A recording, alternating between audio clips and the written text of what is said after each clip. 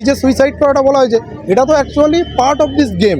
তার কারণ হচ্ছে এই যে মেডিকেল সিন্ডিকেট এবং থ্রেড কালচার লং টাইম ধরে চলছে, এবং সন্দীপ ঘোষ তার একটি বড় মাথা, কোনো না কোনো অংশে সেইগুলোকেই ধামাচাপা দেওয়ার জন্য এই সুইসাইড হয়তো তার সাথেই অ্যাটাচড।